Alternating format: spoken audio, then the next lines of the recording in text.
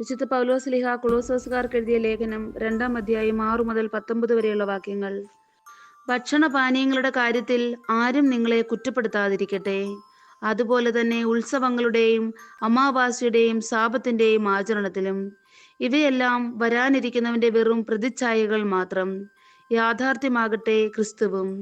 മായാദർശനങ്ങൾ വിശകലനം ചെയ്തുകൊണ്ട് കപട വിനയത്തിലും ദേവദൂതന്മാരുടെ ആരാധനയിലും ആഭിമുഖ്യം കാണിക്കുന്ന ആളുകൾ നിങ്ങളെ വഞ്ചിക്കാതിരിക്കട്ടെ. അവർ ഭോഗലാലസമായ മനസ്സോടുകൂടി വ്യർത്ഥമായി അഹങ്കരിക്കുന്നവരത്രേ. അവർ ശിരസിനോട് ഗാഠബന്ധം പുലർത്തുന്നില്ല. ശരീരം മുഴുവൻ സന്ധിബന്ധങ്ങളാലും സ്ഥിരകളാലും പരിപുഷ്ടമാക്കപ്പെട്ടും കൂട്ടിയിണക്കപ്പെട്ടും ദൈവഹിതാനുസരണം പൂർണ്ണ വളർച്ച പ്രാപിക്കുന്നത് ഈ ശിരസിൽ നിന്നാണല്ലോ. നമ്മുടെ കർത്താവായ മിശിഹായ്ക്ക് സ്തുതി. വിശുദ്ധ ലൂക്കാ എഴുതിയ സുവിശേഷം 18-ാം അധ്യായം 18 മുതൽ 25 വരെയുള്ള തിരുവചനങ്ങൾ.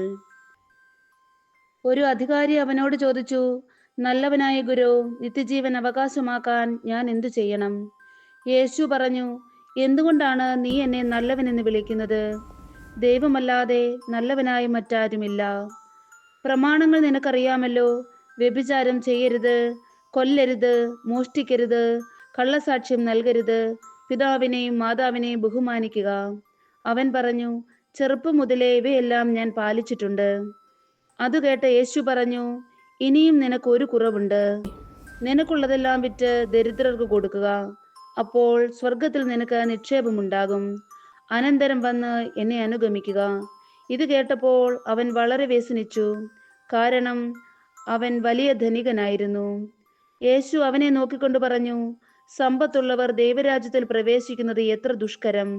ധനികൻ ദൈവരാജ്യത്തിൽ പ്രവേശിക്കുന്നതിനേക്കാൾ എളുപ്പം ഒട്ടകം സൂചിക്കുഴയിലൂടെ കടന്നു പോകുന്നതാണ്. നമ്മുടെ കർത്താവായ മിശിഹായ്ക്ക് സ്തുതി.